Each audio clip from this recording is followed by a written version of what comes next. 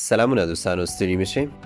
د اریانا هوایي شرکت کابل دوبۍ پروازونو په اړه زیاته پوښتنه پوښتل کیږي چې یاد پروازونه څنګه شول د هغې ترڅنګ زموږ اکثره هیوادوال کوم چې بهرني هیوادونو کې بند دي په دې کې زیات مسافر ترکیه هیواد او هندوستان کې دي د دې هیوادونو نه اکثره ملګري پوښتنې کوي چې ترکیه هندوستان پروازونه څنګه شول نو غواړم چې په نننۍ ویډیو کې تاسو واړو ته همدې برخې وضاحت درکړم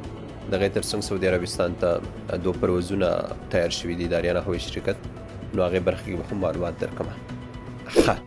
اول به د کابل دوبۍ پروازونو په اړه معلومات درکړم دوستانو لکه څنګه چې تاسو خبر یاست چې اریانا هوایي شرکت او قامیار هوایي شرکت پروازونه پلان کړي وو د کابل څخه دوبۍ ته خو په هوایي ډګر کې د ریپیډ ټیسټ نشتون له وجې دغه پروازونه واړه لغوه شوي دي د ریپیډ ټیسټ کوم سیستم چې دی فکر کوم د دې ستونزه هم تقریبا په حل کېدو ده ولې یا سیستم خو سیټي لیبرټري هم فعال کړی دی او دغه سره سره داسې ویل کېږي چې صحت عامې وزارت شاید دغه سیستم فعال کړي خو په هر صورت زموږ اصل کې مطلب د پروازونو شروع کولو څخه دی دوستانو تر اوسه پورې د کابل دوبۍ پروازونو په اړه هیڅ کوم نوي معلومات نشته نه د قامیار هوایي شرکت له لوري شته او نه د اریانا هوایي شرکت له لوري کوم ملګري چې اوس مهال کې متحده عربي اماراتو ته تلل غواړئ نو د قامیار کابل ابوظبي ټیکټ واخلئ یا د افغانستان څخه نورو بهرنیو ملکونو ته تلل غواړئ بیا هم تاسو هم دغه ټیکټ اخیستی شئ دغې سربیره که تاسو اماراتو څخه افغانستان ته تلل غواړئ یا د نورو بهرنیو ملکونو څخه افغانستان ته ځئ تاسو هم د ابوظبي څخه کابل ته قامیار سره سفر کوی شئ نور که د پروازونو په باره کې سره تلل هغه انشاءالله زه تاسو سره لازمي شیر کوم هندوستان او ترکیه پروازونو په باره کې به درته ووایم دې برخه کې هم فلحال هیڅ کوم نوي معلومات نشته یو څه موده مخکې 3 چارټر پروازونو باره کې ویل شوي وو د اریانا هوایي شرکت چې ترکیه ته به ترسره کړي خو هغه هم ونه شول هغې ته هم اجازه ورنه کړی شوه نور فلحال خو نه د هندوستان پروازونو څه معلومات کیږي دغې سره سره د ترکیه پروازونو هم اوس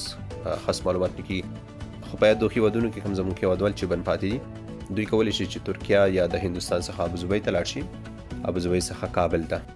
او اوس به د سعودي عربستان پروازونو په باره کې درته ووایم دوستانو اریانا هوایي شرکت د دې میاشتې په 18 تاریخ او 21 تاریخ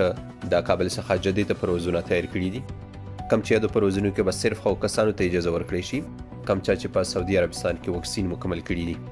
او د هغې خوا نه هم دوی سره مسافر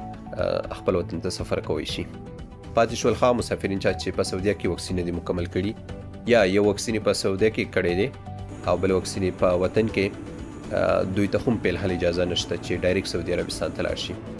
دوی به په کم دریم ملک کې 16 ورځې تیروي بیا دوی کولی شي چې سعودي عربستان ته لاړ شي دریم ملک اکثر هم امارات دي خو متاسفانه چې اوس مهال متحده عربي امارات افغانانو ته ویزې نه ورکوي نو همدې په خاطر یاد کسان باید لږ نوره هم انتظار وکړي نو فلحال د پروازونو باره کې همدا معلومات وو نور که د پروازونو باره کې سره تلل هغې لپاره احمد ټایمز تعقیبوئ انشاءالله زه به هم پوه خبروم په اخره کې ستاسو دعاګانو او سپورټ څخه زه د زړه له کومې مننه کوم ښاد او آباد اوسئ